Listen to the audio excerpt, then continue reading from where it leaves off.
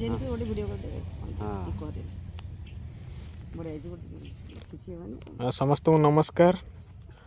ଆଜି ଆମେ ପହଞ୍ଚୁଛୁ ଅଡ଼ଶପୁରର ନୋଦା ଗ୍ରାମ ପଞ୍ଚାୟତରେ ଗୋପାଳନଗରରେ।